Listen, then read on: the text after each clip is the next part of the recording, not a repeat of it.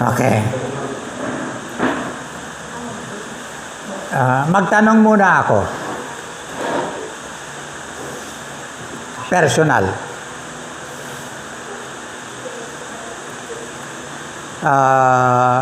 Tugunin nyo kay Sister Jessica. Paano bumili ng gitara ang isang pipi? Andun na sa mga nakasabitan ng gitara. Paano siya bumili ng gitara? Yung pipi. Ayun. Tama. Ayan, tama. Kapatid, tumayo ka nga. I-action mo sa kanila. Sige nga. Sige naman. Hindi ka nakikita eh. Sige na. Ayan. Tama yan. Okay, minsan pa. Paano bumili yung bulag ng gitara? Pakiano mo rin. Ha? Sige nga. Tulungan mo siya. Paano bibili ang bulag ng gitara? Sabi lang, nagsalita. Mabili ko ng gitara, bulag lang siya. Ha?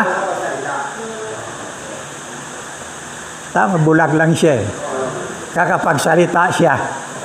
Di ba? Sasabihin niya, pabili nga po ng gitara. Yan. Hindi niya katulad ng ganyan. Ha? Okay? So, mayroong nag-eksperimento, 3 bulag, dinala sa zoo. Pagdating sa loob, isa-isa, dinala nila sa elepante. Pinahipo yung elepante. Yung nauna, kinapa niya yung binti. Pagdating doon, makapa niya, puno. Yan. Puno, ika.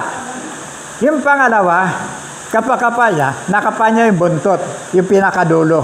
Tapos ang sabi niya, ay, walis. Eh?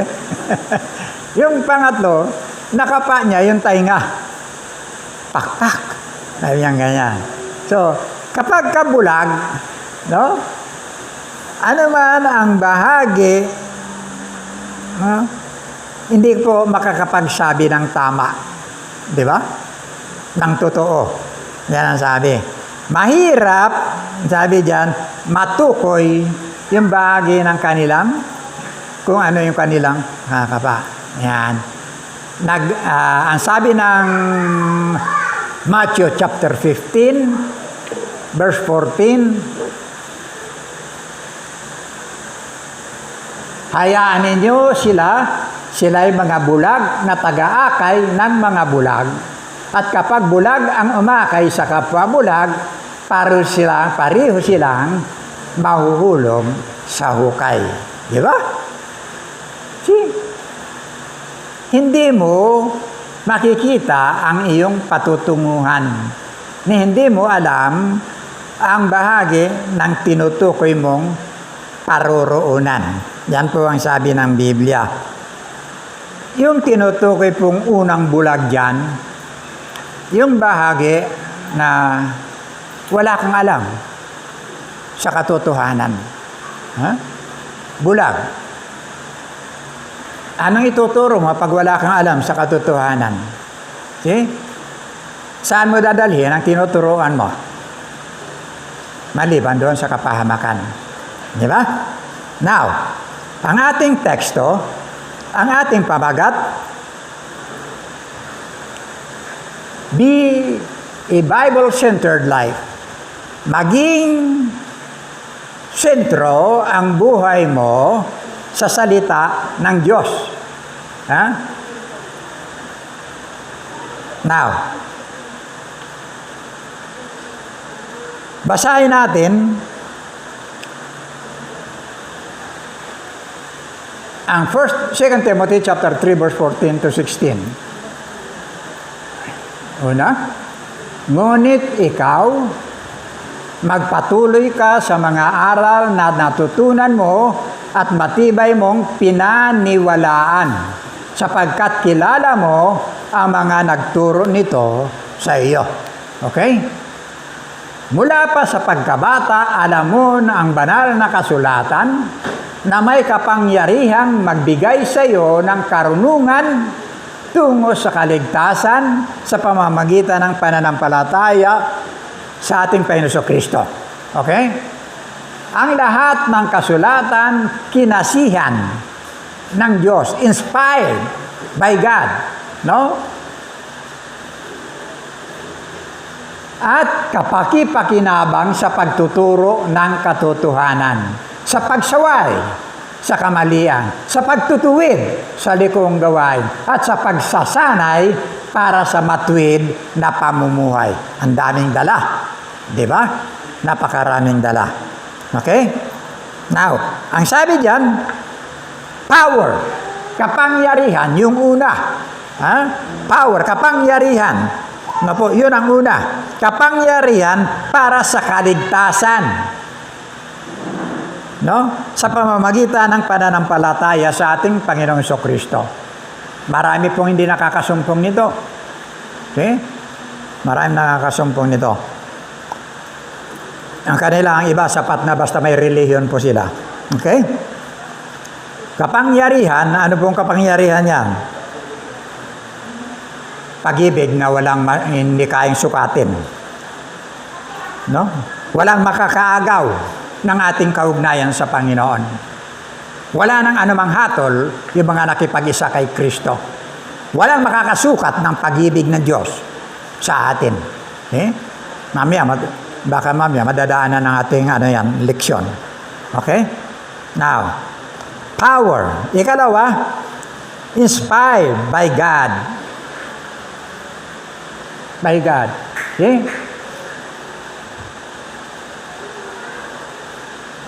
Paliwanag natin to. Inspired by God. Ang Bible po, from Genesis, Exodus, Leviticus, Numbers, Deuteronomy, Joshua. Alam mo ba, biblical ang pangalan mo? Hindi. Ano niya? Joshua, siyang successor ni Moises. No? So, bahagi na makita natin, simula sa Genesis pa lang, hanggang sa Revelation, ang laman, si Kristo. Kuha ninyo? Ha? Walang ibang aklat. No? 27 books from the New Testament and 39 books from the Old Testament na binubuo ng 66 books. See?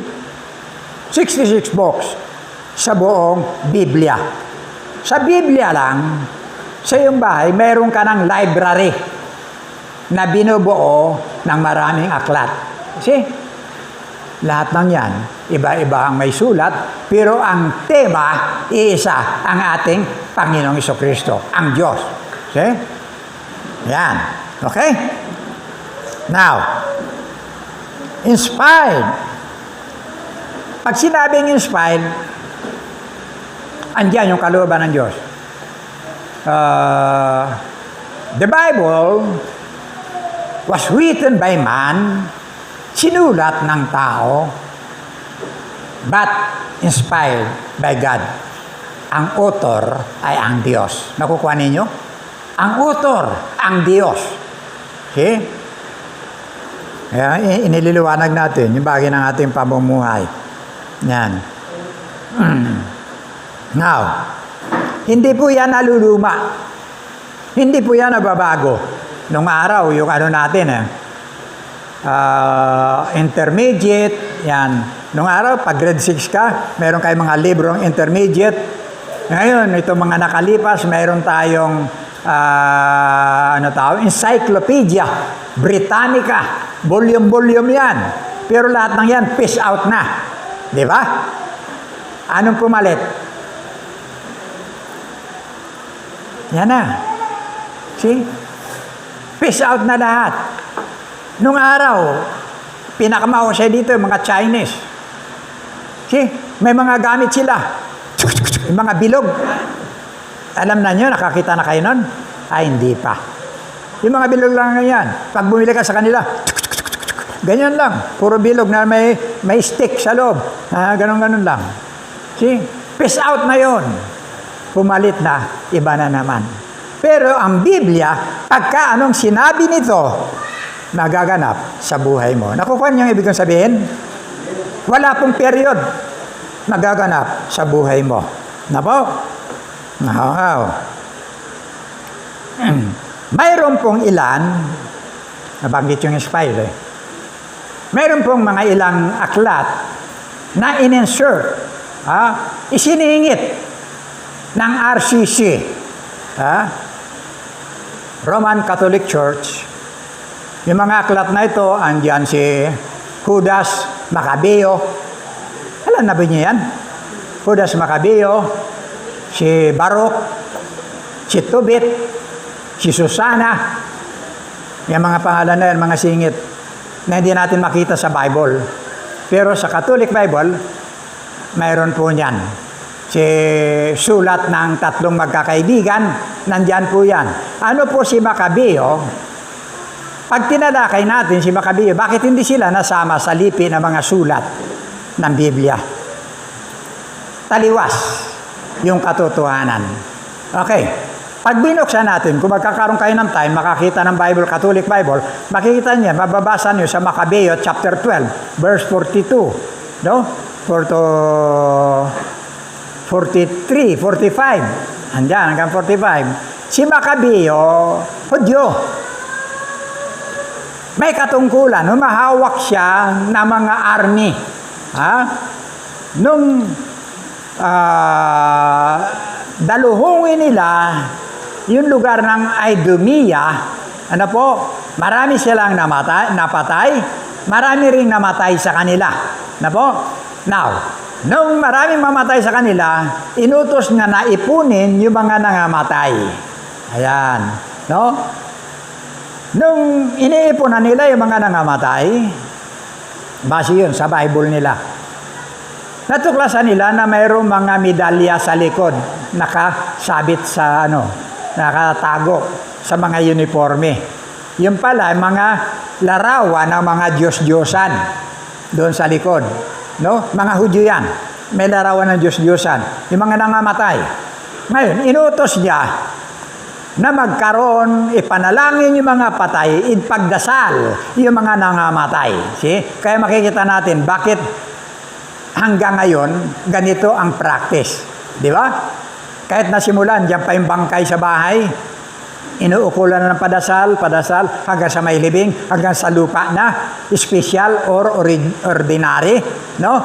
Then, hinikayat niya lahat na maglikom siya ng halaga, limikom sila ng halaga, at tapos yung halaga na ito na silver, no, pinadala nila sa Jerusalem para ihandog, no, na kapag ka nahandog para sa kapatawaran ng mga nangamatay na yon.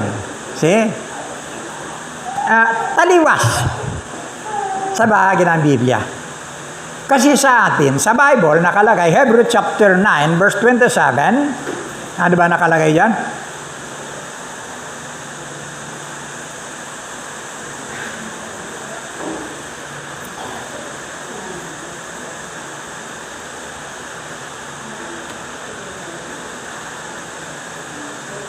At kung paano itinakda sa mga tao ang mamatay na minsan, at pagkatapos nito ay ang paghuhukom. See? Pag namatay ka, ang sistema na kukunan ng buhay mo nung nabubuhay ka pa. Kung wala kang Kristo, antimano yung hukuman mo, ito rin ang maglalagay sa iyo kung saan ka dapat. Pag mayroon kang relasyon sa Panginoon, may lugar ka na para sa Diyos. Walang epekto ang bahagi ng isang tao kapag ka namatay na, nababaguhin pa yung kanyang kalagayan. Nakukuha ninyo? Wala na. Hindi na mababago kapag ka namatay ka. Ang panahon ngayon, habang buhay ka, meron kang malawak na pagkakataon para iasinta ang buhay mo kung saan ka paroroon. Yun. Pero pag namatay ka na, Hindi ka na makakapag-desisyon. Ang Diyos na. Kung ano ang ginampanan mo sa buhay mo, ito ang susunod na tatakalin sa'yo. Yun, gano'n lang kasimple yun. No? See? Okay. Para ipakita ko sa inyo, ngayon, mga ano natin, wala pa yan. Sa Luke chapter 16, verse 19 to 20 to 23, 24. Mayroon nga isang taong mayaman at siya ay nagdaramit ng kulay ubi at masilang lino at sa araw-araw ay kumakain ng sagana. Okay? Mayaman. Sagana. Araw-araw pwede siyang maglitsyon. No? At isang pulubi ng pangalay Lazaro, lipos na mga sugat at inilalagay sa kanyang pintuan para magpalimos. Okay? At naghahangad na mapakain ng mga mumo na nahulog mula sa dulang lamisa ng mayaman. Oo, at lumalapit pati ang mga aso at hinihimuran, dinidilaan ang kanyang mga sugat. Now, ito na. At nangyari, namatay ang pulubi at siya ay dinala ng mga anghel sa sinapupunan ni Abraham. Bumalik kayo mamaya, tatalakayin natin yung lugar na yan. Okay? Lugar ni Abraham. Bakit hindi sa langit? Tatalakayin natin yan. At namatay naman ang mayaman at inilibing. Pansinin nyo, namatay at inilibing. Hiwalay, ha? Okay. Then, sa verse 20, ano na yan? 23. Tuloy mo.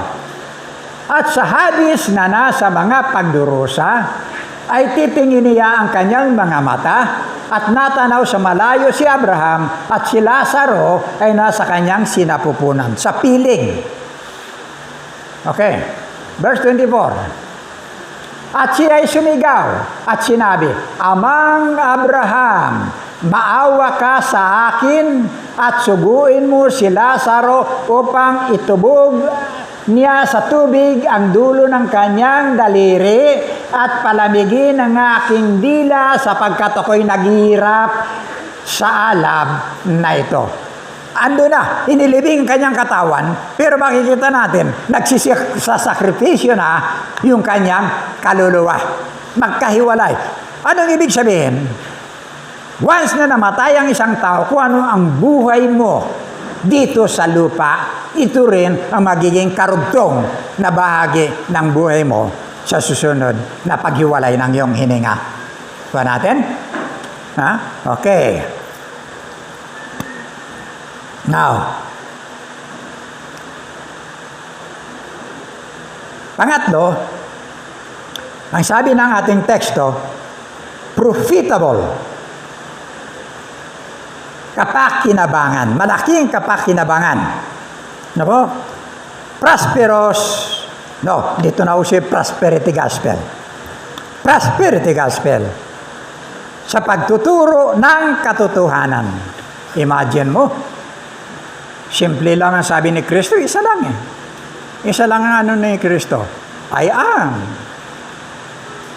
Naparito si Kristo para walisin ang lahat ng relihiyon. I-abolish ang lahat ng relihiyon. Pero ang tao dito ang kapit sa relihiyon. I-abolish ang lahat ng relihiyon, ilagay ang kanyang sarili. See?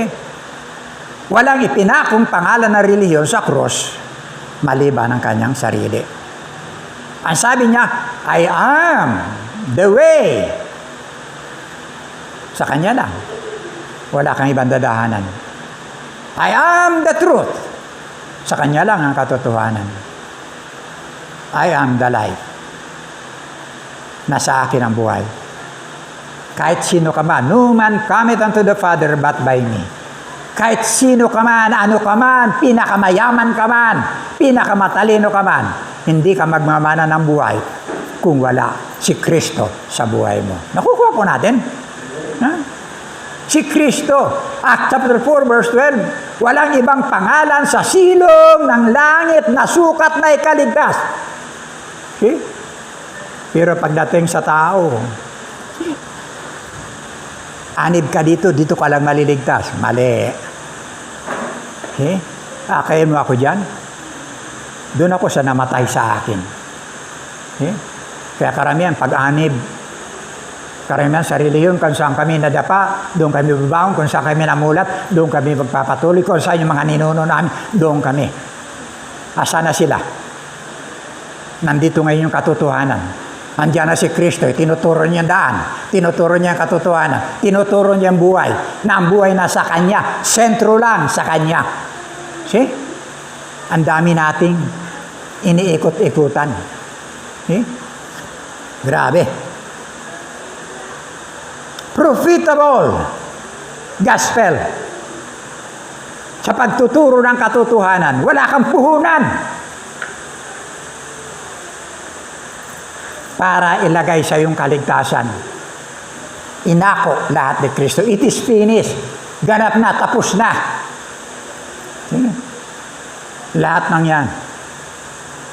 Kakalungkot. Yung iba, meron yung iba ginagabi sa katutulak ng kariton. Numasira yung gulong. Nabot na sila ng gabi doon. Hindi na nakauwi yung kumuha pa ng taga-repair ng gulong para lang makauwi sa simbahan yung kanilang tinutulak na. Ano yan? Ang Diyos natin buhay. Pagkatapos niya bumangon sa libingan, Hebrew chapter 1 verse 2, umakyat sa kanan ng Ama, lumuklok doon, naupo. See? Yung kanyang persona nandoon, pero ang kanyang presensya, kapag once nagkaroon ka ng relasyon sa kanya, andyan sa iyo, anak ka ng Diyos. At doon siya, pag nananalangin ka, Ama, bigay mo yan, anak mo yan. See?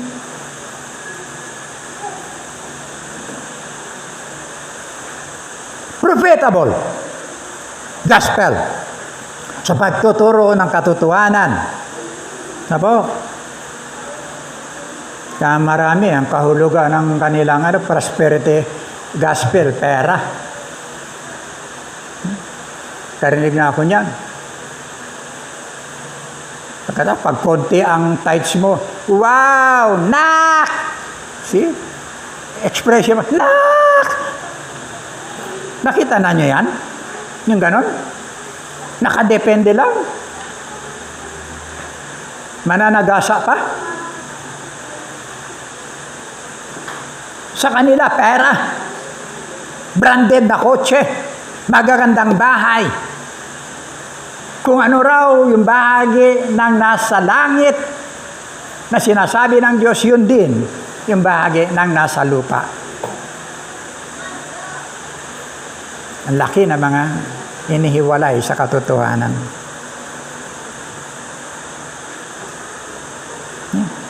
2 Corinthians chapter 4 verse 18.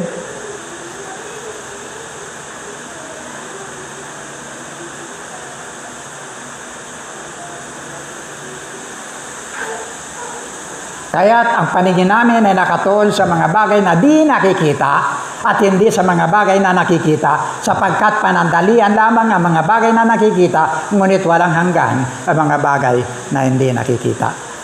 See? Yan, profitable. See? Kaya wala akong nakita. Basahin niyo yung buong Biblia, New Testament. Tingnan niyo kung mayroong alagad ng Panginoon na yumaman.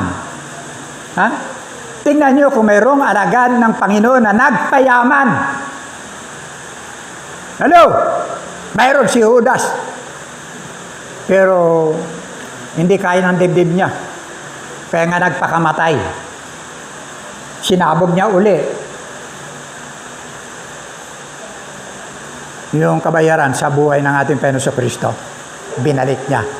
Tapos tinapos niya kanyang buhay. Okay? Yun lang.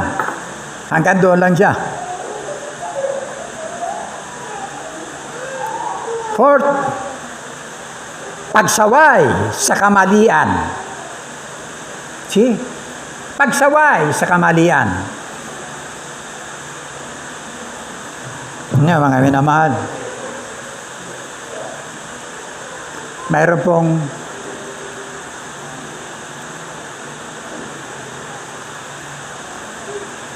Nakarang araw lang ito. Pumasok sa akin. Joseph May. Parang foreign ang dating. Nakipag-friend sa akin. Kinonfirm ko. Send GCash 500. Then I will send to you all the parts of my body. Tatawag daw siya sa video para pakita yung kanyang buong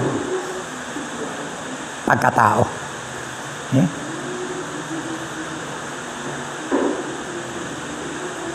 Uso na pala yan. Ha? Uso na pala yan. Ginagamit ng Diablo. Sagot ko sa kanya ito. I'm so sorry. Joseph May, I admire your beauty, but I'm not interested in it. No? God bless you. He loves you more than you know. Take care of yourself. You are created in the image of God. That's why I respect you. Your body is the temple of God where He manifests His glory. He loves you. He died for you. I don't want to block you. I receive you as my friend whom you can trust me. Nakikita niyo? Ha? Sinabi ko sa hindi kita ibablock. Mapagkakatiwalaan mo ako, pero mayroon akong ibibigay sa iyo. Nakita niyo, Panginoon? Nung dalhin sa kanya yung babae na uli sa pakikiapid, tinambak sa harap niya, tapos hinihimok siya na makibato ng mga nagtulak sa babae. Anong ginawa niya? Sumulat lang sa lupa. Habang nakayuko, ang sabi niya, sino sa inyo ang hindi nagkasala?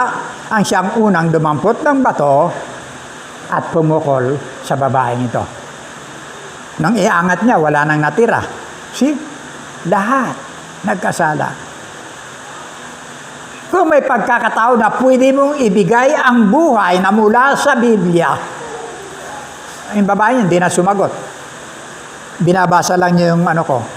Pero never na siyang sumagot. Hanggang ngayon, hindi siya nagme-message. At least, mayroon akong relasyon o mayroon akong kontak sa kanya na pwede akong magbukas ng salita ng Diyos. See? Ito po. Nasabi diyan, pagsaway sa kamalian, pagtutuwid sa likong gawain. Na po, wala po tayong boundary lines. Hindi lahat pwede po sa atin na pwede nating ito ang uso ngayon. See? Inain. Di ba? Yan ang yan ngayon ang ano ang tawag doon?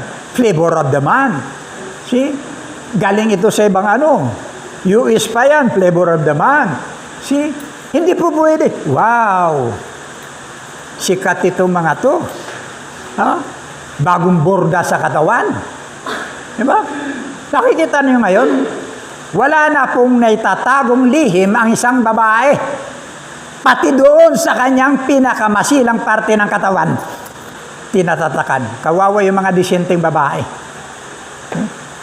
Wala nang may tatago. Itong uso ngayon, paramihan ng tatak, paramihan ng butas sa katawan. Ay, makikita mo yan. 4, 6 dito, meron pa dito lahat, butas dito. Sampa, may butas dito, may butas dito. Nakita na kayo doon? May butas dito. Ha? Sampa, may butas dito. Sampa, may butas pa sa pusod. Oh. Ito yung Di ba? Kaya nga sabi ng Romans chapter 12 verse 2, huwag kayong makiayon sa takbo ng sanglibutan. Pagka nakita nyo dito, huwag kayong sasabay. Kahit na ano pang uso yan. Hindi ganyan. Ang sabi ng Diyos, ingatan mo yung katawan mo kasi templo ito ng Diyos. Dito nagdi-display ang Diyos ng kanyang kaluwalhatian. Yung katotohanan ng Biblia na binabasa mo, ina-apply mo sa buhay mo, nandyan na yan sa buhay mo, gumagalaw. namumuhay ka ngayon, yung katotohanan na yan, nakikita ng tao, nababasa ng tao, na yung Diyos na totoo, pwede palang makapagbago ng buhay ng isang makasalanan dahil sa buhay mo. Amen? Hello?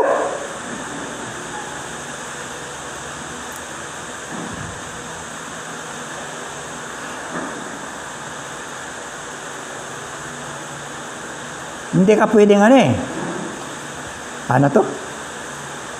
Sino dito may sipilyo? Pakitaas ang kamay. Pakitaas lang, sino may toothbrush? Pakitaas ang kamay. Sino may toothbrush? Ay, si Sister Tissi lang. Sino? Okay. 2, 3 may toothbrush. Pakibunga nga, buga nga. Ay, hindi tayo lalabas dito lahat. Ano ang purpose niyan? Ha? Panlinis. Diba? Pero hindi nyo kayang gawin ang ginagawa ni Pastor. Ha? Hindi nyo kaya. Ako maawit ako, nagtututbrush.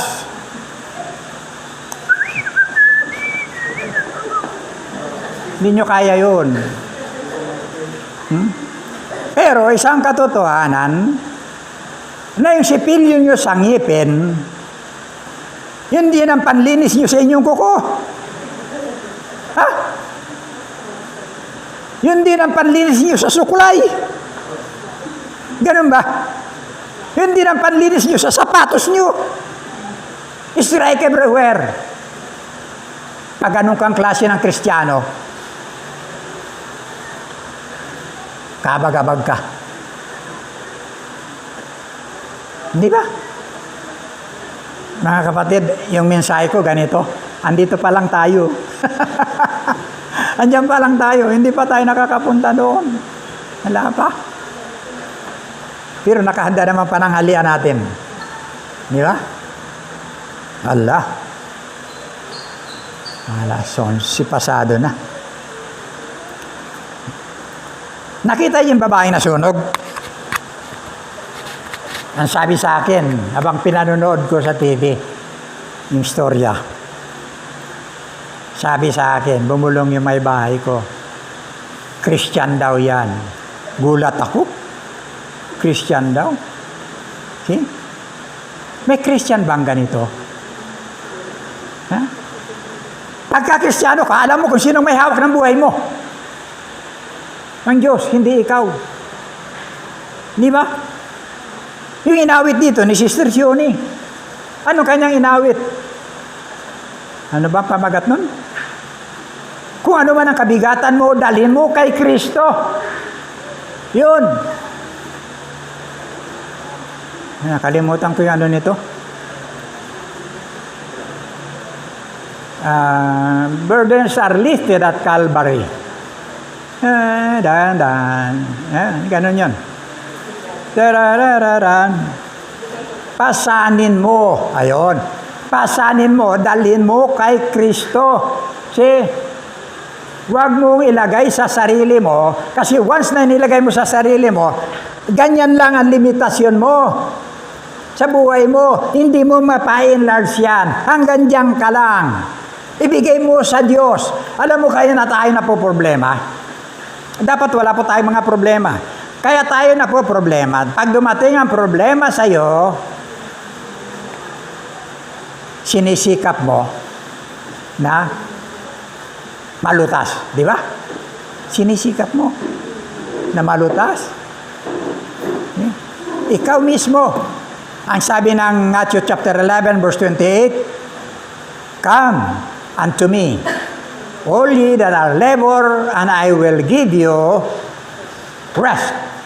Pagsiparito kayo ng mga napapagal at nabibigat ang lubha, at bibigyan ko kayo ng kapahingahan. Kasi ito yung paanyaya ng ating Panginoong Jesucristo. Ayan. Kayong lahat na nangapapagal at nabibigat ang lubha, at kayo aking papagpapahingahin. Na kay Kristo. Kung ito Kristiyano, hindi niya isasagawa. See? Dahil ang isang Kristiyano, ako naniniwala, ang isang Kristiyano, pagdating lang ng umaga, pagdating ng gabi, pagdating ng hapon, Nananalangin yan lagi. Ang rotasyon ng buhay niya nakatayo sa pundasyon ng pananalangin at salita ng Diyos. Walang Kristiyano na may gana lang, mga ganyan ha? Sarap na ng tulog, na hindi nakipag-usap sa Diyos. See? Hindi mo hawak ang buhay mo. Hindi mo nga alam kung gigising ka pa, hindi. See? Makikipag-usap ka sa Diyos. Wala ka mang nagagawang alam mo na kasalanan mo, pero lagi kang humihingi ng tawad. Yan. Lagi mong inaalay ng sarili mo. Kaya paano ka makaisip na gagawa ng masama? Hindi ka makakaisip. Kasi nandoon ang bahagi ng continuous na bahagi ng iyong pakikipag-ugnay sa isang banal na Diyos. Okay? Ang problema, dinamay pa niya yung kanyang mga anak. Di ba? Okay? Kaya nga, mabuhay po tayong ang katotohanang nakasulat sa Biblia, nakasulat din po sa ating mga buhay, sa ating sarili.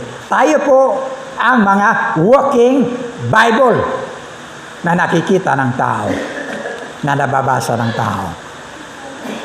Alam po, hindi po ninais ng Diyos na mabuhay po tayo na tinatawag na mga wanderers. Ano yung wanderer? Sa Amerika yan, marami. Mga wanderers. Pag-alagala. Dito may nakikita tayo dito. Yan. Minsan may pumasok dyan, umakyat sa bakod. Pumasok sa bahay. Nakapasok na sa bahay. Babae pa. Wala na ngayon, hindi ko na nakita. Namumulot ng plastic dyan. Malakad, namumulot. May dala-dala siyang mga basura. Nakapasok sa bahay. Kaya ang ginawa ko, naglagay ako ng mga bakal, matutulis. Ganyan. Winelding ko dyan. Yan. May nakakapasok pala. Wanderer. Homeless. Hindi po tayo ginawa ng Diyos na ganyan. Ha? Mayroon pong purpose ang layunin ng Diyos sa buhay po natin. Ano po?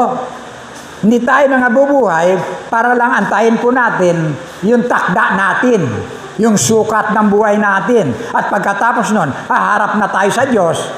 Sa bagay na hatulan, tanggapin na lang natin yung kahatulan ng Diyos at magiging kabagabag. Hindi man lang natin na depensa yung ating sarili.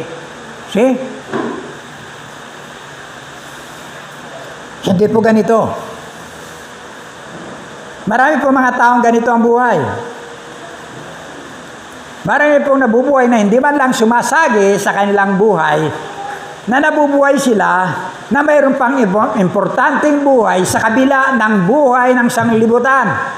Ng buhay dito sa sanglibutan. Marami nabubuhay sa kariwasan, kisyo sa hirap, na hindi man lang sumasagi sa isipan nila yung katagang impyerno o langit. See? Wala.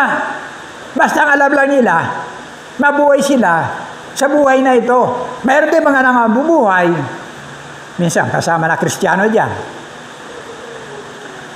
na lahat halos ng panahon sa kanila na. Diba?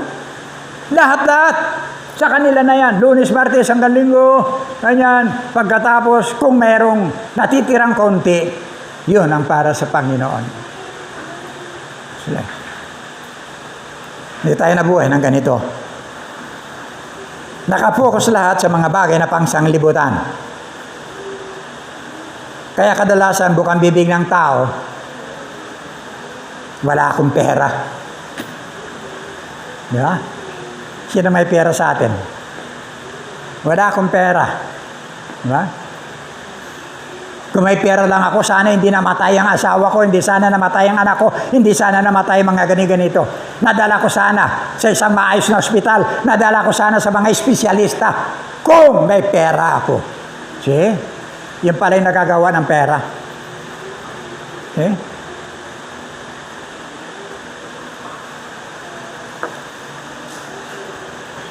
Sabi ko nga, kailan ba tayo nagkaroon ng pera? Lumabas ka, sinapupunan ng iyong ina.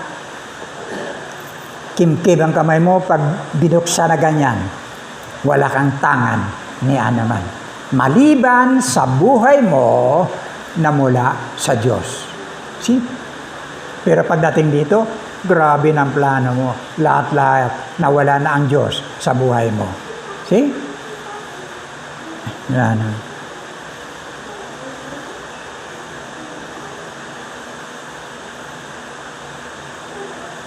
Yan, makikita natin. Pagdating dito, pera ang nagpapasaya, pera ang nagpapangiti, pera ang nagpapasigla, pera ang nagpapakondisyon. Pagka ang tao, pag walang pera, makita mo buhay mo. Di ba? Lugmok talaga.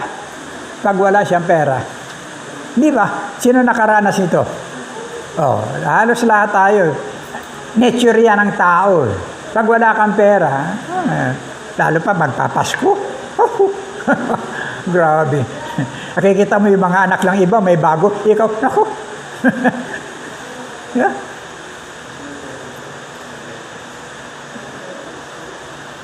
Nawala tuloy ang papel ng Diyos na makapangyarihan sa buhay natin. Naalala ko tuloy yung isang tao. Ha? Maaga pa, ha? Maaga pa. Alas 10 pa lang. Naalala ko yung isang tao. Pagpasok ka sa tindahan niya, pag bumili ka, nakahanda na yung panukli niya. Candy.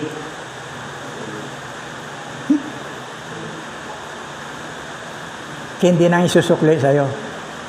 Pag gumanyan ka, dumukwang sa estante niya, makikita mo dun, yung basket, andun. Ganito kalakihan. Ganyang kataas. Halos mamuno-muno na ng pera, ng coins. Pero, susukli sa'yo, candy. Gamitin mo, bili mo sa kanya, hindi niya tatanggapin. Yan ang tao. Yung taong ito, hindi katulad mo. Walang aburido yan, hindi na aburido sa buhay. Masarap ang kinakain. Maganda ang kanyang tulugan. Uminom ng vitamin. Kung magkasakit yan, may espesyalista. Mayroon siya mga ospital na magaganda. See? Kumpleto ng kasangkapan. Ganon siya. Ngayon ang problema, kuyambing sa buhay mo, ikaw, walang-wala. Pero kapag may Kristo ka, payapa ka. Ano? Payapa ka. Sa isipan mo, may problema ka, saan ka kukuha ng sasaing mamaya? Pero at least, pag may dumating, hindi ka isisiro ng Panginoon. Mayroon at mayroong darating. Tumanda na lang si pastor ng ganito na ganito ang takbo ng buhay namin. Hindi kami pinabayaan ng Diyos. Mayroon at mayroong darating. Okay? Makapag-pray ka, Panginoon, salamat po. Maraming salamat sa kabutihan mo. Mayroon kang kagalakan. Mayroon kang kapayapaan. Mayroon kang bahagi na kung saan katiyakan ng buhay mo. Nawala doon sa bahagi ng mga taong marangya ang buhay. May Kristo ka. Marami dyan. Wala. Pwede mo ba ipagpalit yung Kristo mo, yung sarili mo, bilang isang anak ng Diyos? Doon sa Malacanang, mga nakaupo dyan, kay PBBM, kay PRRD, pwede mo bang ipagpalit ang sarili mo sa kanila? Mga trilyones yan. Trilyonaryo yan. Kaya mo bang ipagpalit ang sarili mo na ikaw walang-wala, maliban ang iyong Panginoong Jesucristo na nasa iyo? Hello? Nakikita niyo yung katotohanan kung anong mayroon ka? Ha? Minsan tinitingnan natin ang sarili natin. Pag napoproblema tayo, andun yung mga problema natin. Ang bigat-bigat. Pinapasa natin. Bakit? Pag ikaw anak ng Diyos, yung problema mo, hindi mo na problema yan. Problema na yan ng Diyos. Kasi siya ang magulang mo. Nakuha ba natin? Sino ang magulang dito na napuproblema? Yung problema ng anak, pinababayaan niya. Hindi, ikaw. Pag walang gatas, pag walang diaper, ikaw ang napoproblema. Ganyan ang ating Diyos. Kapag ka may problema ka, problema na ito ng Diyos. Hindi mo yan problema. Kaya ka napoproblema. Inaagaw mo yung problema ng Diyos, ikaw ang nagsasagawa ng solusyon sa problema mo. Nakuha ba natin? See? Ay lalagay mo lang, pananampalataya mo. Ano ba yung mga bulaklak na yan? Ano ba yung mga ibon na yan? Hindi naghanap buhay, dinadamitan niya ng Diyos. Binubuhay yan ng Diyos. Ikaw pa, nilikha sa wangis ng Diyos. See? Wow, pinahingal ako.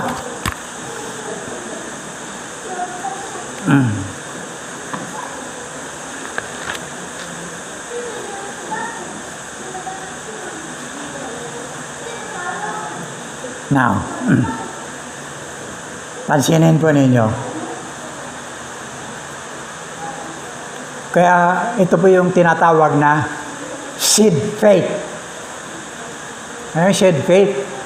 Nasa inyo yan. Ha? May seed faith kayo. Alam ba niyo seed faith? Ha? Ang sabi ng Panginoon, kung mayroon kang pananampalataya na sinlaki ng buto ng mustasa, ha? Sabihin mo sa bundok na ito, umalis ka dyan. Yun ang seed faith na nasa iyo. See? Bigay mo sa Malacanang. Walang mga Kristo yan.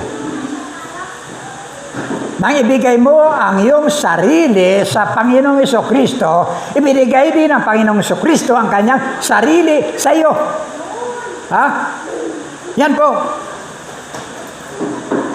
Give and take. Templo ka na ng Diyos.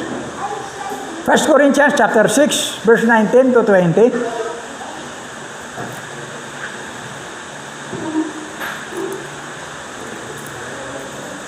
Hindi ba ninyo alam na ang iyong katawan ay templo ng Espiritu Santo na nasa inyo? See? Andyan sa iyo. Hindi mo na kinakailangan. Hindi mo na kinakailangan yan, ha? Come, Holy Spirit, I need you. Come, Holy Spirit, I pray. See? Sintonado ba ako? Hindi, oh. Come, Holy Spirit, fall on me now. I need your anointing power. See? Andiyan na sa'yo, hingin mo pa. Templo ka na. Tahanan ka na ng Diyos. Ayan. Hindi ba ninyo alam na ang inyong katawan ay templo ng Espiritu Santo na nasa inyo at ipinagkaloob ng Diyos sa inyo? Hindi ninyo pag-aari ang inyong katawan. See? Pag anak ka na ng Diyos, hindi na ito sa'yo. Hindi na ikaw masusunod. Ang Diyos na. Okay?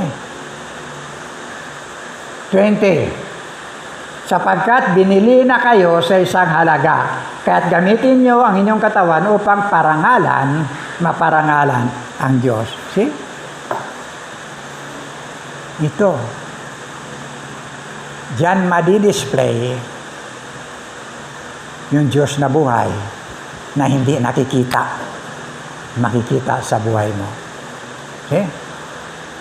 Hindi natin pinag-usapan relihiyon dyan. Hindi nakakaligtas ang relihiyon. Relasyon sa ating Panginoong Jesucristo. Tahanan ka na ng Espiritu Santo. Galatia 5, 22, 23.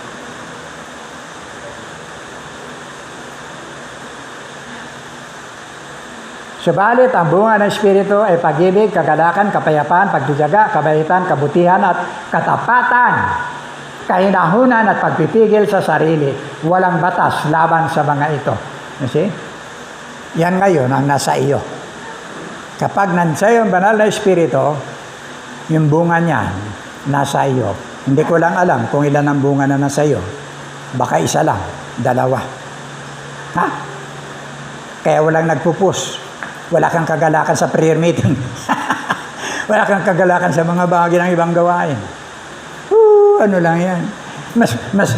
Mas importante itong mga friends ko. See?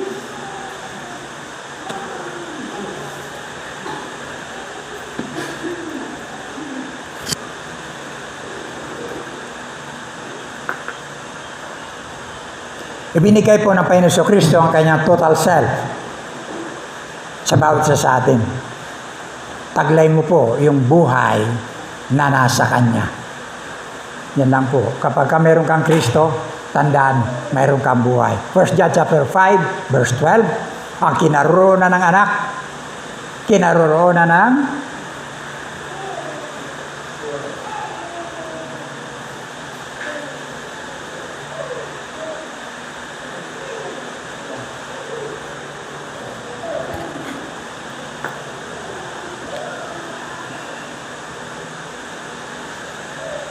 yan. Ang kinaroonan ng anak ay kinaroonan ng buhay. Ang hindi kinaroonan ng anak ng Diyos ay hindi kinaroroonan ng buhay. Okay? Sa inan lahat ng reliyon sa buong mundo, bigkisin mo na. Sa akin lang kaysa isang Kristo. Dahil nasa Kanya yung buhay. Yeah?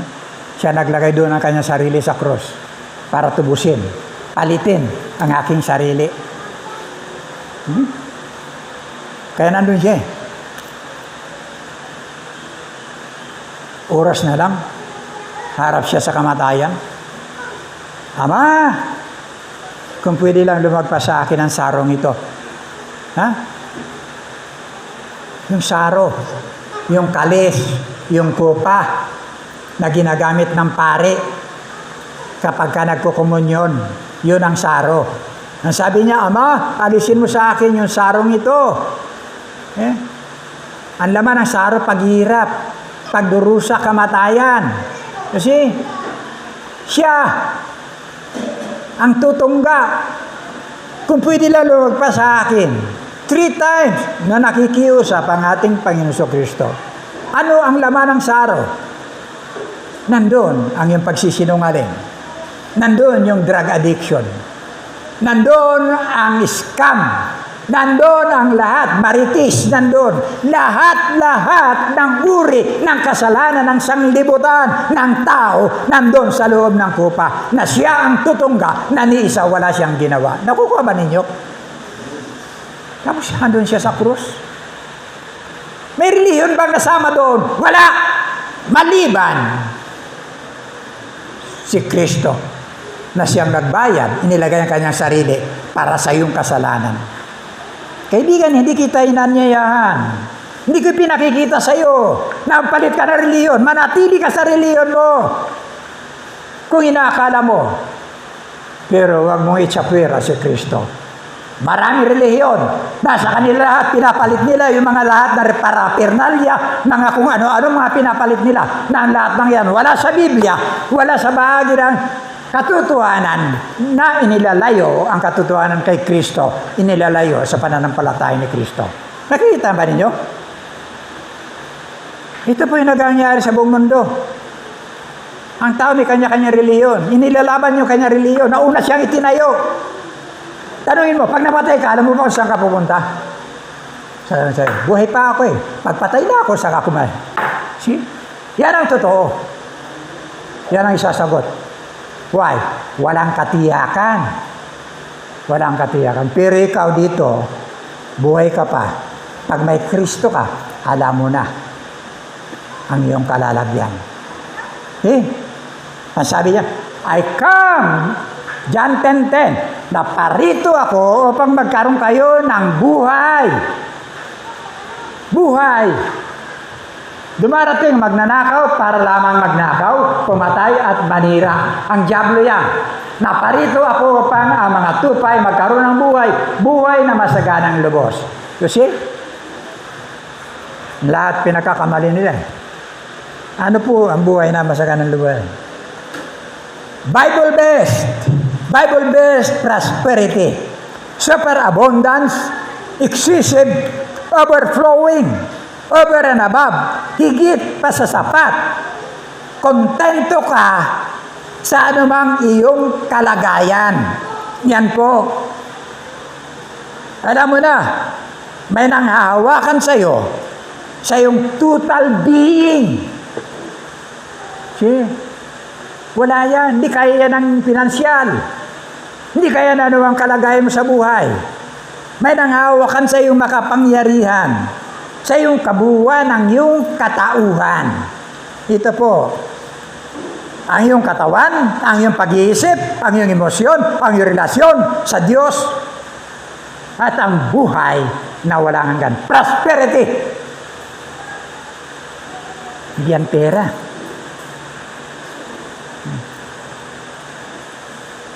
Yes, pagpapalain ka. Bahagi na lang yon. Pero una, ang buhay mo sa spiritual. Abundant life. Ang pagiging human worth. Naparito siya para idepensa ang buhay na pinasok na ng kasiraan at kamatayan sa buhay mo. Ito po kaya nandito si Kristo. Idinipensa niya ang buhay sa kanyang kamatayan. Yan ang totoo. Ang layunin niya, buhay sa spiritual, hindi buhay na pinansyal. Ito pagkakamali ng marami.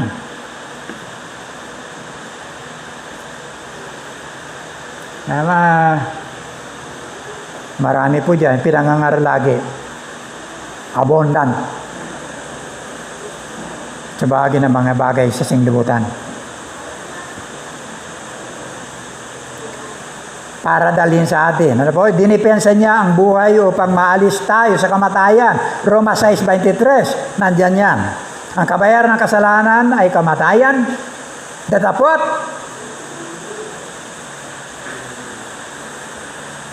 Sapagkat kamatayan ang kabayaran ng kasalanan, ngunit ang walang bayad na kaloob ng Diyos ay buhay na walang hanggan sa pamamagitan ni Kristo Jesus na ating Panginoon. See? Gano'n ang buhay mo rito? Sukat lang. 70, 80, lagpas ka dyan, wala na. Ipagpapalit mo sa tinatawag na buhay na walang hanggan na kay Kristo. See? Yun ang halaga ng buhay ng tao. Dito lang. Sa mga bagay na nasa sanglibutan. Pagkatapos nun, wala na. Wala na. Hubad kang babalik sa pinanggalingan mo. Sa lupa. See? Yung abundant life na yan at dalhin sa atin ang buhay na walang kasiraan. Abundant life by His death and resurrection. Sa kanyang pagkabuhay na maguli, binuksan niya ang isang bagong buhay. Ano mo? Ang tawag dito, isang bagong dimension ng buhay, walang sukat na buhay para sa lahat ng magtitiwala sa Kanya. Nang lahat-lahat sa buhay mo ay magiging bago. See? Kaya meron, sino bang na kay Kristo ay bago. Lahat ng bagay, wala na, lumipas na lahat ng bagay. Yan ang sinabi ng Biblia. Bago na lahat. Ano po?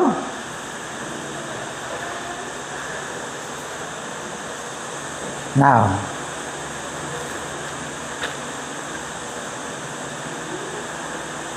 ito po, mga minamahal. Apat na bagay na makita po natin narabas sa katotohanan ng Biblia. Ha? Una, relihiyon. Maraming taong aktibo sa relihiyon na ang kanilang kinalalagyan ay hindi kasama ang Biblia na salita ng Diyos. Hindi sila gumagamit nito. See? Kapag hindi ka gumamit ng Biblia, wala rin si Kristo. Mayroon man, display lang si Kristo. Ha? Mas faithful sila sa mga katuruang wala sa Biblia. See? Sa makita mo, mabibilang mo ang napakaraming mga santo na hindi wala sa Biblia ang pangalan nito. See? Santo, katuruan po ng tao yan. Wala sa Biblia. Mga hindi mabilang na inanyuan. Pinupunasan, hinahagan, dinadasalan. See? Hinahainan ipinagtatagubil maging ang kanilang kaluluwa. Pray for us, sinners, now and up to our death. Amen. Diba? Panalangin mo kami. Yan.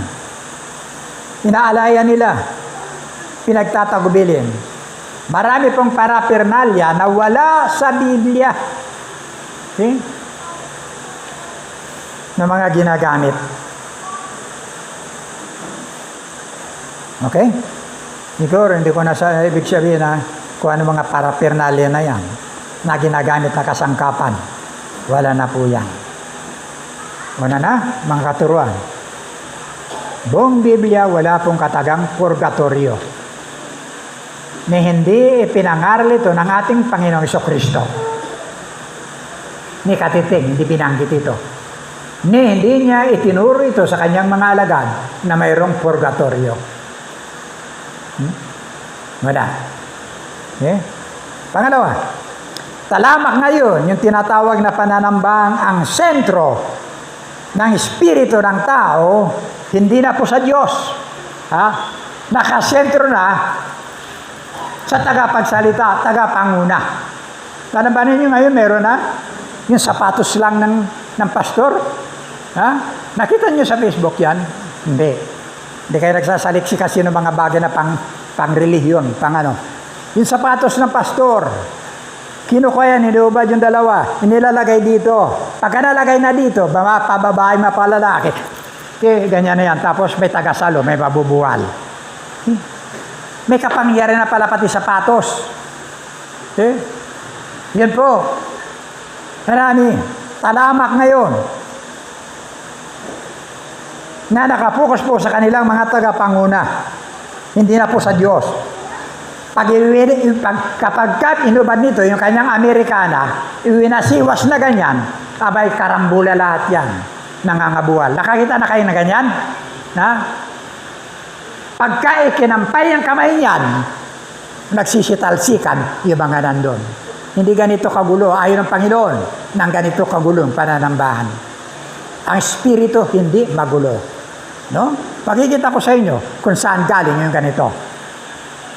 Pag inanyan, nabubuwal. Tawag nila dyan, slain by the Holy Spirit. Hindi ganyan, slain by the Holy Spirit. Kung gusto niyo makita ang slain of the Holy Spirit, sa Acts chapter 5, yan po ang slain of the Holy Spirit. Verse 3, verse 5, si Ananias at Sapphira na dinaya ang Espiritu Santo. Pinatay sila ng Espiritu Santo. Yun ang slain by the Holy Spirit. Okay? Ano po? Hindi po yan. Okay, para makita natin. Sino na nakakita ng ganito?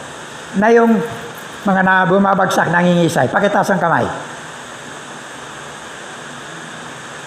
Okay, tignan natin. Luke chapter 9, verse 37, hanggang sa matapos.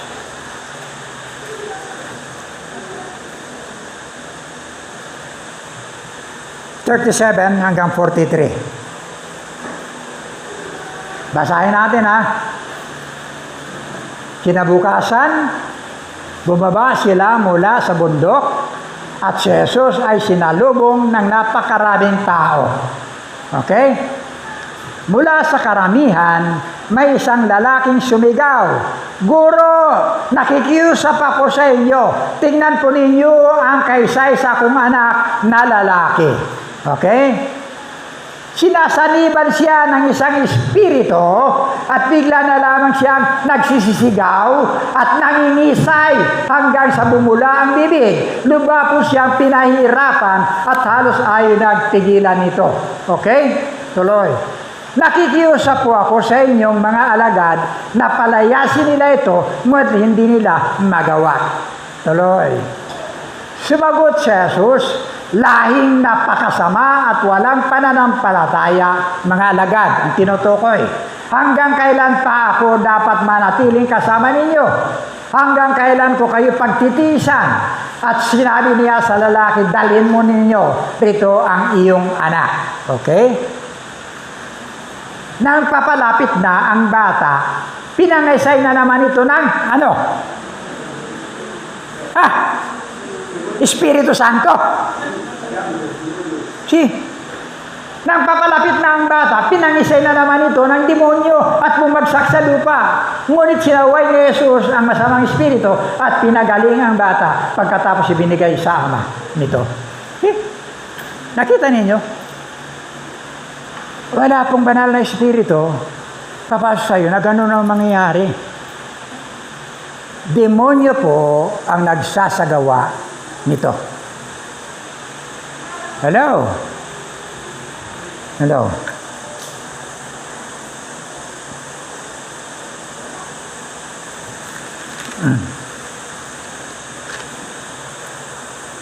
Okay.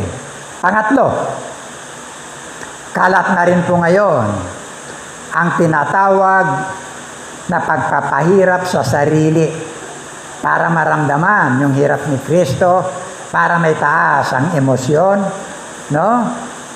Ito yung mga pagdidipa, ito yung mga pagsusugat sa likod, pagpapatulo ng dugo, pagpapapako sa krus, ginagaya ang ginawa ng ating Panginoon Kristo doon sa krus. May layunin ang ating kamatayan ni Kristo para sa iyong kasalanan. See? Pero hindi niya sinabi, tinuro sa Biblia, na ganito ang gawin ninyo. See? Colosas 2:8-23. Yung lahat ng gumagawa nito, gumagawa kabulastugan. Kabulastugan. Mag-ingat kayo upang hindi kayo mabihag ni naman sa pamamagitan ng walang kabuluhang karunungan at pandaraya na ayon sa mga tradisyon ng mga tao at mga alituntunin ng mundong ito. At ang mga ito ay hindi ayon kay Kristo. Tradisyon, alituntunin. Verse 23. Sa kayuhan, parang ang ayon sa karunungan ang ganoong uri ng pagsamba, pagpapakumbaba at pagpapahirap sa sariling katawan. Ngunit ang mga ito ay walang silbi sa pagpigil sa hilig ng laman. See? Ano man ang gawin mo, hindi kayang hadlangan yan. Kung manginginom ka, iinom ka pa rin. Kung naninigaryo ka, naninigaryo ka pa rin. Kung magdadrugs ka, magdadrugs ka pa rin. Hindi mababago ang iyong sarili sa pamamagitan ng mga bahagi ng tradisyong ganito. See? Ano po? Ano pa? 2 Peter chapter 2, verse 3.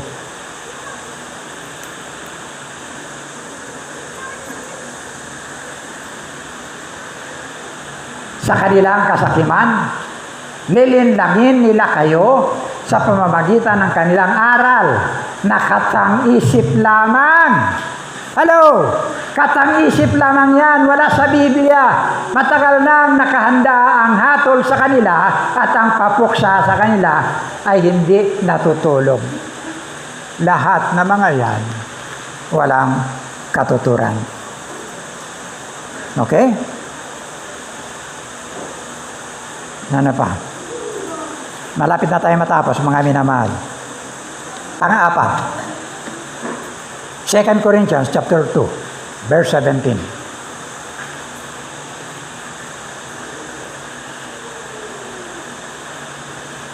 Sapagkat hindi kami gaya ng karamihan na kinakalakal ang salita ng Diyos.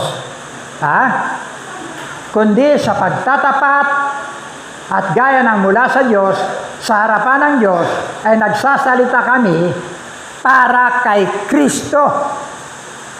Nagpapahayag tayo ng walang anumang kapalit. Hindi natin ginagamit ito para ako yumaman, para ako kumita. Hindi. Kaya makikita po ninyo, ano po yung takbo natin ngayon? Pag pumunta kayo sa Maynila, makikita niyo po dyan, yung mga malalapad na lugar, mga kanto kung saan lumalabas yung mga tao at nagtatagpo, maglalagay sila dyan ng karaoke, ng mga instrumento, ng mga drum, at pagkatapos magkakaroon sila ng tinatawag na entertainment worship. Okay? Lahat, just entertainment worship. At pagkatapos, magpapahayag yung kanilang tagapagsilita. Kasabay niyan, makikita mo, nakaikot na yung mga naka-uniforme. May supot-supot na dala. Sino nakakita nito? Nakita mo na, di ba? Ganyan ang sistema. Ikot na. Mangingilak na ng mga pera sa lahat ng mga dumaraan. Kasi, ginagawang hanap buhay ang salita ng Diyos. Okay? Ano pa? Sa mga boss, nakasakay ako sa boss. Pagdating sa boss, mayroong umakyat. Dalawa. Abay, napakahusay magsalita. Talo ako. Ang husay, ang galing talaga. No? Pero pagkatapos niya magsalita, andito na, yung parang magsisiyahin ng sapatos. Kahoy, may hawakan. See? Yung kanyang kahon, may butas. Kasi yung sobre, kasi ando na sa mga sa mga pasahero. Libre sila sa boss. Hindi yan sinisingil. Akyat lang yan, bababa. Pagkatapos sa isang bus na naman, pinangungulikta yung salita ng Diyos. See? Kasi, Pastor, ano lang, sinungaling ka eh. Sinungaling ka. Punta ka sa palengke. Meron pa ba ngayon? Palengke, pumunta ka sa palengke. Maglalagay sila ng konting pulpito, maglalagay ng sound, papahayag ng salita ng Diyos. Pero pagkatapos nun, mamimigay ng mga sobre, 99%. 99, hindi mananampalataya yung lahat ng mga nandyan. Okay? Hindi na lang nagrereklamo. Mga sobre, bibigyan ng mga sobre lahat-lahat. Yung mga nandun. Okay? Para lagyan ng pera. Yan. Yung nagsasalita na yan, nagkakaruling dito sa amin kahit hindi Pasko. Kakarating dito yan, nagkakaruling. Mag-isa lang siya. Okay? Hindi mo matanggihan. Pero naawa ako. Ginagamit niya yung posisyon niya para sa hanap buhay niya. Kinakalakal ang salita ng Diyos. Kaya pala yumaman ang gusto si Kibuloy. Maraming bansa, marami siyang miyembro. Nagtitinda ng kung ano-ano. Yung kinikita, pinadala sa kanya. Yun, number 1, Kibuloy. Tapos tataas niya kanyang sarili. Lahat ng kaluluwa dadaan sa akin. See? Kulto. I am the appointed son of God. Kulto. Walang ibang appointed son of God maliban ang ating Panginoong Jesucristo. Mga minamahal, marami pong lumalabas ngayon. Sentro ninyo ang buhay ninyo sa salita ng Diyos. Ito po ang pinakamatibay na bahagi na saligan ng ating pananampalataya. Kapag wala sa Biblia, huwag kayong maniwala. Hindi tayo may maalis sa sentro ng katotohanan ng Biblia. Pagka may bago dyan, kahit na magsiluhod sila dyan, kahit na sipon nila tumutulo dyan, kung anong ginagawa nila, pag wala sa Biblia, kisihuda kayo. See? Wala yan sa Biblia eh. Wala. Gusto nyo i-touch yung kalooban ko? Gusto nyo, pero hindi nyo kayang i-touch yung espiritu ko. Huh? Ito po ako. Kasi may sarili akong pananampalataya. Doon sa Kristo na nasa akin ngayon. Okay? Yung Kristo na ito, buhay, patuloy, na nagagayad sa buhay ko. Nang hawakan, itinatama, iwinawasto ang aking kaisipan, lahat ng bahagi sa aking buhay, meron pong direksyon. Pag sinabi niyang bago, yung lahat na lumalabas ngayon, na wala dito, wala yan. Biblia ang ating batayan. Sapagkat nandyan si Kristo. Alam ba ninyo? Okay? Last. Kung maalala nyo, dito ako magtatapos para makita nyo si Kristo na sa Biblia.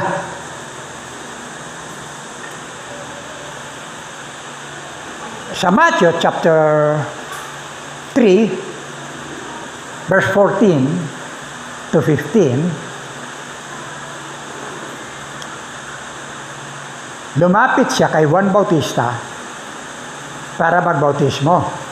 Pabautismo. Pinigilan siya ni Juan Bautista. Sabi ni Juan Bautista, dapat ako ang bautismuhan mo. Pero sinansala niya si Juan Bautista, gawin natin kung ano ang kalooban ng Ama. To fulfill the Scripture. Ha? Dapat ibig siyang sansalain ni Juan na nagsasabi, kinakailangan ko na ako'y iyong bautismuhan at ikaw ang napaparirito sa akin, ang tugon ni Juan. Ngunit pagsagot ni Jesus ay sinabi sa kanya, payagan mo ngayon sapagkat ganyan ang nararapat sa atin. Ang pagganap ng buong katuwiran ng magkagayoy, pinayagan siya na nakasulat kasi yun sa Biblia. Ang nanay ni Juan, baog, Bautista.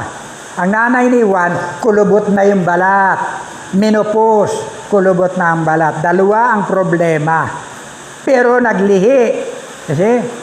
Kasi ginusto ng Diyos na ipanganak yan para ihanda ang daan ng Panginoon. Nauna siya na pinanganak sa ating Penso Kristo. Para ihanda. Nasa Bible lahat yan. Nasa Bible, sa lumang tipan hanggang ngayon. Ibig sabihin, inspired by God, ang salita ng Diyos na nandiyan na si Kristo, yung lahat ng mga kaganapan hanggang sa kasalukuyan. Kaya nga sa Hebrew, chapter 10, verse 7, nandiyan po yan. Basa na lang.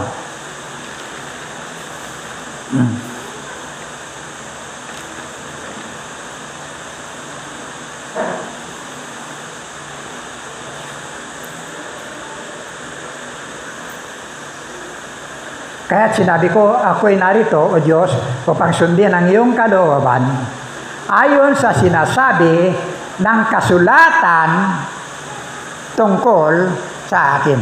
See? From Old Testament hanggang sa New Testament, ginampanan ni Kristo na siya ang laman. Ang sabi niya, yung mga handog na hayop, hindi mo na gusto. Yung mga susunugin, hindi mo na gusto. Kaya hinanda mo yung isang katawan sa akin, para maging handog. See? Inalis niya yung paghandog sa hayop. Pinalit niya yung kanyang katawan. Ang sabi niyan, narito ako, batay sa nakasulat sa aklat to fulfill the Scripture. Yung sulat na yan, sa scroll. Hindi natin Bible na katulad nito. Hindi, yung nakabalunbon, scroll. Nakasulat na siya dyan. Pumupunta siya saan? Sa templo, pumapasok siya sa sinaguga. Binubuksan niya ang lumang tipan, Isaiah chapter 61, verse 1 and 2. No? Basahin nga natin yun. Tama ba?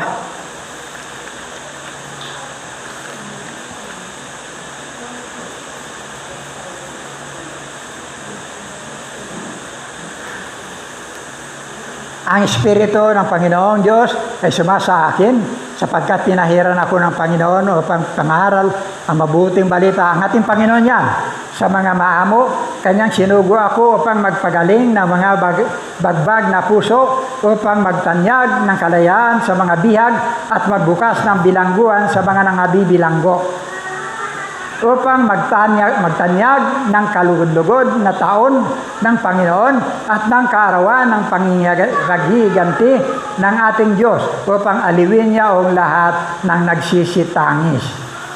Okay? Sa Luke chapter 4, andiyan ba, kapatid? Meron dyan? Tingnan nga. Hindi yan. Kalimutan ko na.